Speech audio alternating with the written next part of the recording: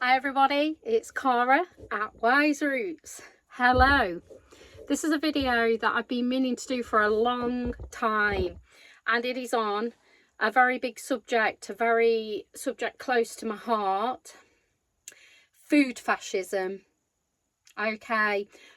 The world seems quite full of it at the moment. Yes, we have many planetary changes that are driving this.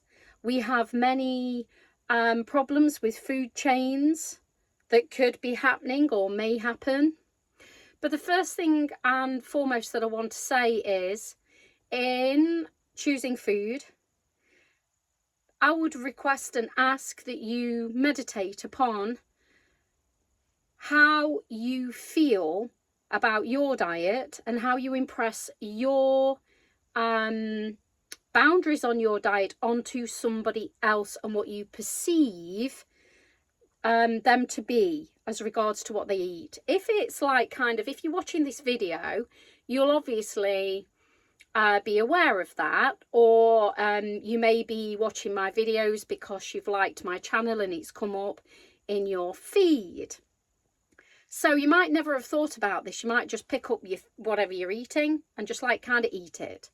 And then other people that I know and this is an honest voice that I'm going to say. The people that are the most guilty of this are quite spiritual people. Okay, so especially if they have a dietary preference of plant-based, potentially vegan or vegetarian, I find that they judge meat eaters and people who are pescatarian. For instance, there's lots of different ways that this happens. Some people who have spiritual dietary preferences can have this element of judgmentalism, but it's not just about spirituality. It's about eco. Veganism is not a spiritual choice, it's a lifestyle choice.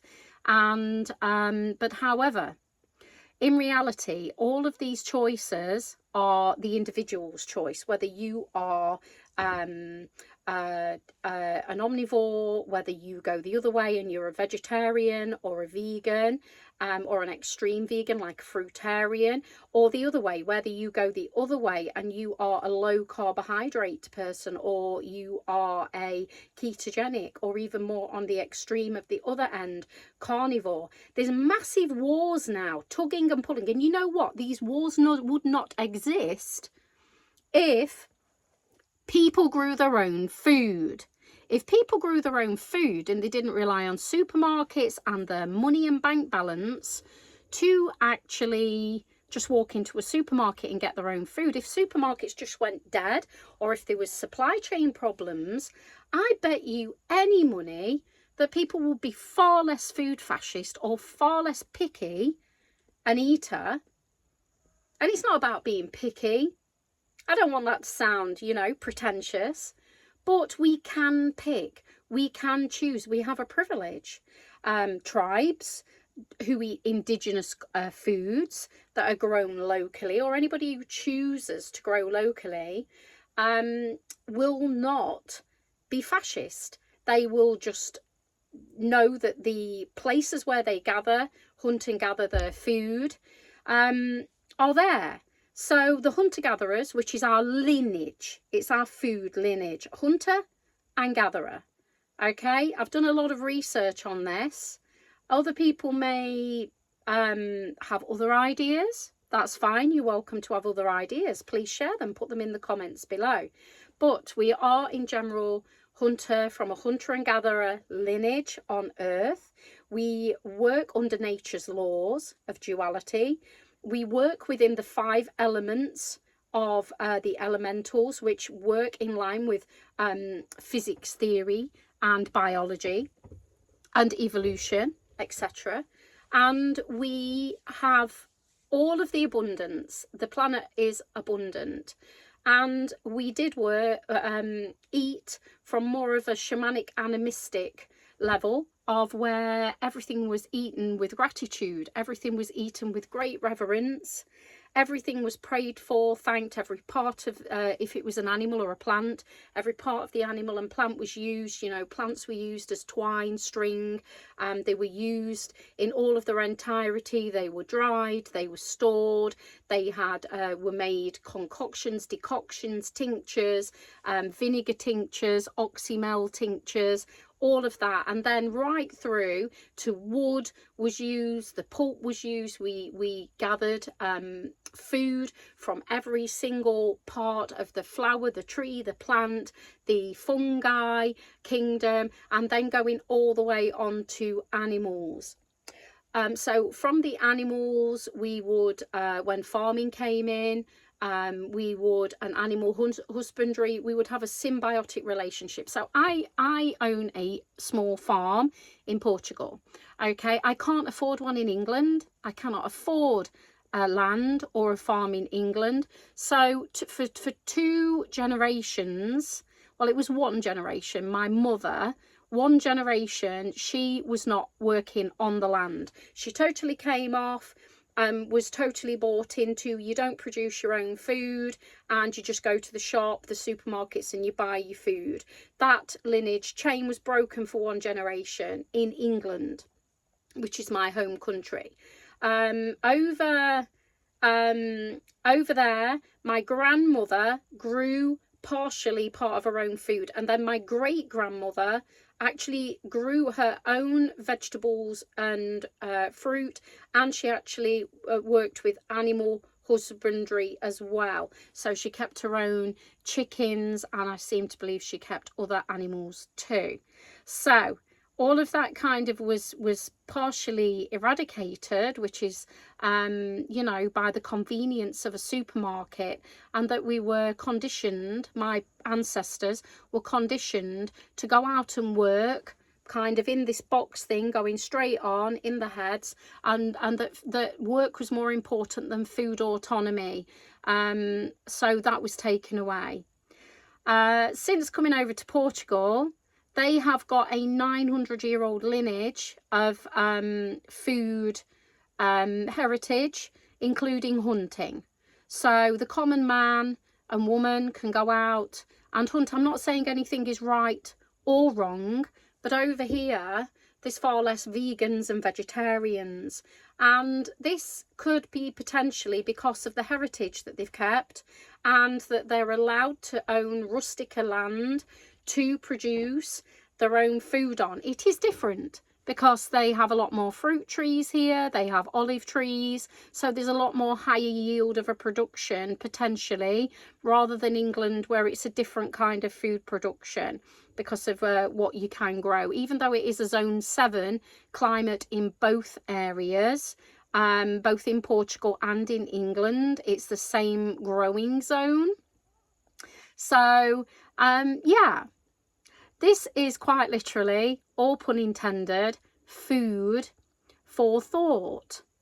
I am a very I wouldn't call myself spiritual. I'm a conscious person, very grounded and down to earth. I grow my own food, and I try and look after myself and be aware of the seasons and the rhythms of the places that I am living in. I try to forage consciously and pick wild foods, and also grow local food, and access unpasteurized food that hasn't been heat treated, and also locally sourced food. And that means that if it involves working with what is bioavailable, then so long as we pray and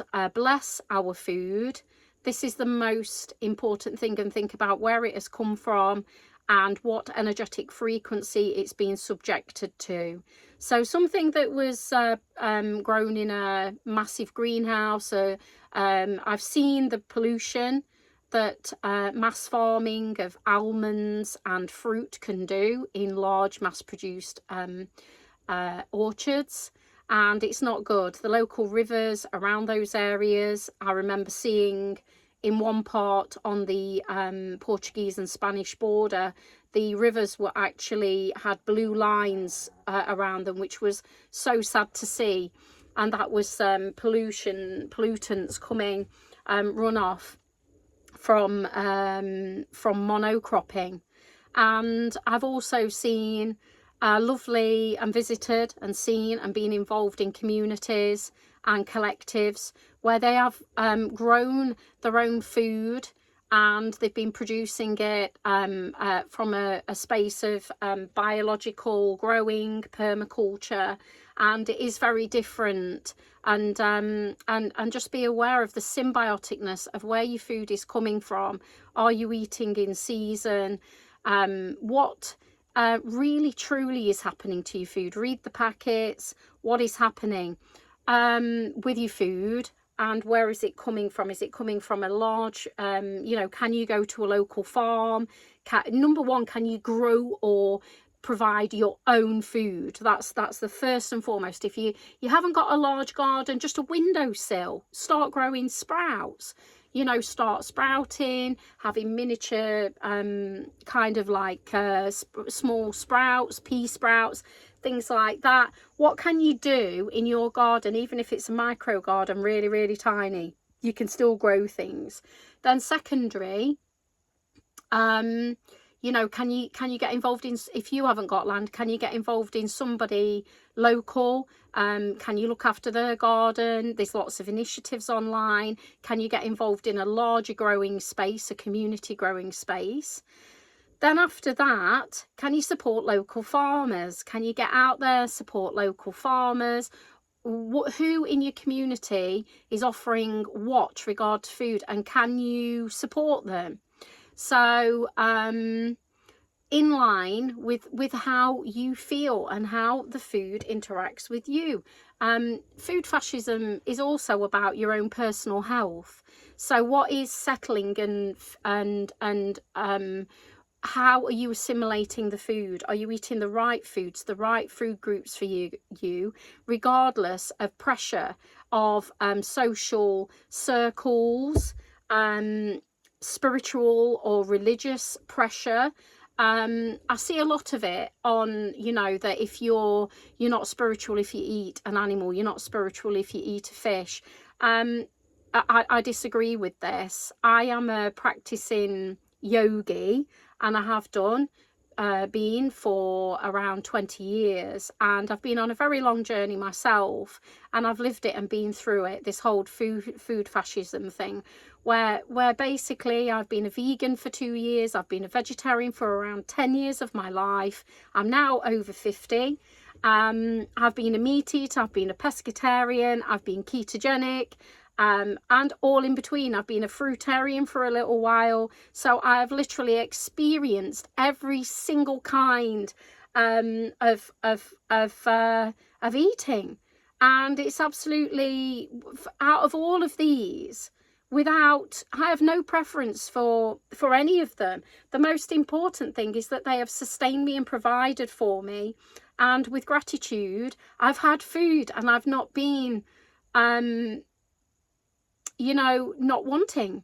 So that is absolutely beautiful, and we must always remember the gifts of God, the gifts of the Creator, the gifts of this planet, of Mother Earth. As some people say now, she's not Mother Earth, she's Lover Earth. Mother Earth is a baby, a child, take, whereas Lover is, what can you do to give and take? It's more of an adult relationship with the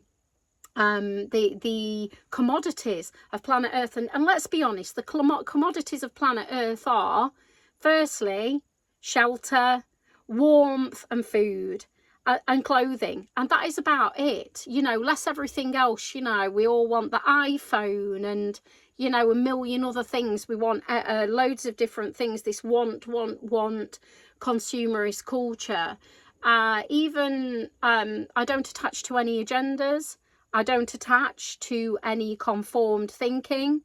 I really ask you that you open your mind and think about truly what it is you want and what you like and what you find joy out of, and how sustainable is it.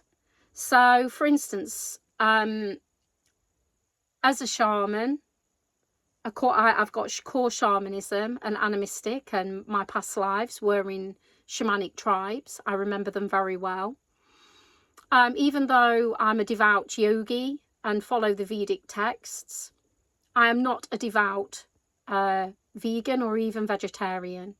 And with blessings, I may, at the moment, right now, sometimes I may, with a prayer, honour an animal and that it had a sacred life. What I might say now, if there's any vegetarians or vegans present, it will be a trigger point. Okay, so if you want to switch off now, please do. Please don't bash me in the comments. I was a vegan once and I would have bashed me in the comments for what I'm about to say. Okay, so my partner, he's working very, very hard, and he's Portuguese, so he's used to eating meat and fish. And a few years ago, I see him waning and waning and waning, and we're on a vegan diet. We've been on a vegan diet for 2 years, and he kindly followed me, slightly, potentially reluctantly, but he did go along with the vegan diet, because I was saying to him, you know, do no harm. We must be vegan, you know, and I was very following this path. So he came with me, and I saw him. He was doing a lot of very physical work, and I saw him quite literally fading. And I got this energy. I got this psychic message, and it said he needs sustenance. So as a yogic practitioner, I researched a lot into Ayurvedic diet, and the Ayurvedas take fish and meat as medicine. In a nutshell, I'll go through as quick as I can to the chase. So they see it as medicine. So then I say, okay, let's reintroduce fish. So I go and I meditate and take a walk to the fishmongers, and in there, the energetic frequency that I got in the fishmongers was we are many, and we are here, and the energetic frequencies of the oceans are not loving, and they are abundant, but it relies on predators, and it relies on fish being able to eat fish. That is the duality, the nature of the oceans. It is drop you in there and you may be eaten very quickly too. So I go into the butchers next, and in the butchers I got a message there, and it said our soul contract is here to potentially be eaten. And this was from the mammal kingdom. As a shaman, I was given, and I asked, which of you would allow me to give blessings for the abundance, and is it right for me to do this?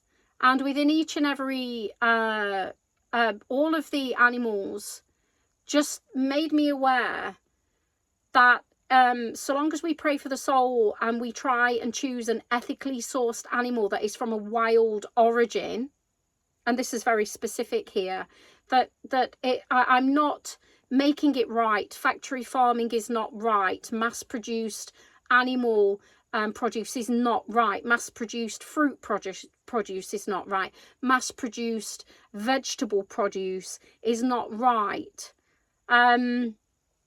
So it is the ethics and the energy, and also the gratitude and the thanks for what Earth is providing you, and the frequency that it holds, and being able to bless your food.